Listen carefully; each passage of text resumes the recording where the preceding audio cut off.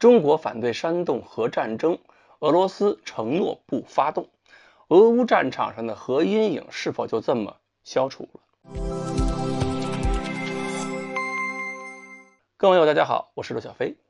2天前，俄罗斯卫星通讯社报道，中国外交部新闻司对俄方表明了态度，说煽动核战争威胁无助于缓和乌克兰局势，只会火上浇油。中方呼吁各方保持克制，并支持以外交努力解决问题。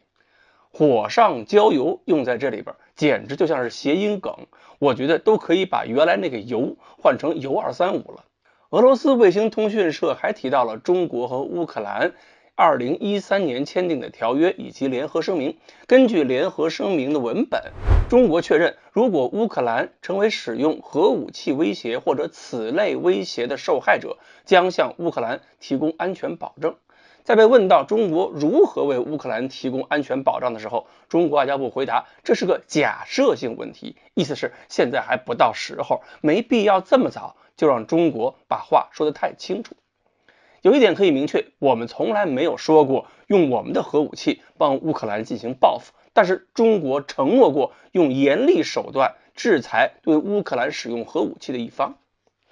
俄罗斯卫星通讯社还报道了另一件事，就是俄罗斯外交部军控司司长伊尔马科夫向联合国大会致信，由俄罗斯代表团宣读，表示俄罗斯完全遵守今年1月核5国领导人不发动核战争的声明，也就是保持所有核5国都遵守不允许拥有核武器的国家之间发生任何战争的假设。中国政府的态度是够明确了，你们怎么打都要控制一下规模，别把全人类都带到坑里去。这也是对俄罗斯多次强调要在乌克兰4个州使用核武器之后，中国的正式回应。合作无上限，但是不能什么事都合作。俄罗斯方面态度是不是接受劝说，不会在乌克兰使用核武器呢？从俄罗斯外交部的文字上看，没有保证不用，而是要保持一种模糊，表达2种态度。一是必须用核力量进行威慑，另一种态度是如果不用也有不用的理由。先说强硬的一面，俄方这次说的话明确了一个范围，就是安理会常任理事国5大核国家之间不能有任何形式战争，但是乌克兰不是5大国之一，那就不是一个不能打的国家。而且俄罗斯先表态说，咱们5个之间绝对不能打任何战争，我不会打你们，那么其他国家也不能因为任何原因以任何形式打俄罗斯，不管什么原因，谁打了我就是违背了5国的1月承诺。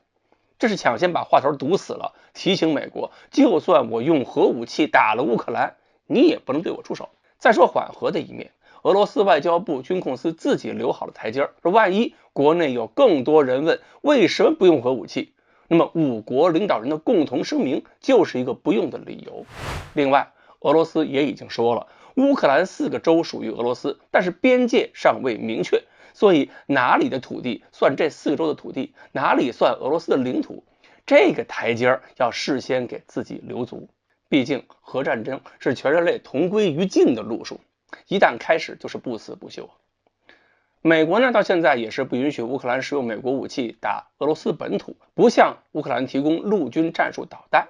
美国现在最强硬的态度是，俄罗斯一旦用核武器打乌克兰，美国跟北约会把乌克兰境内的俄军当目标，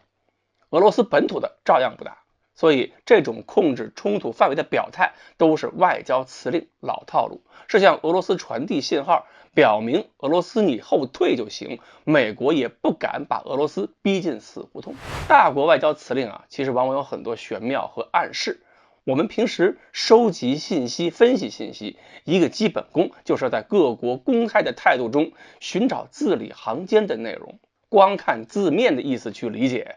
那肯定是看不透。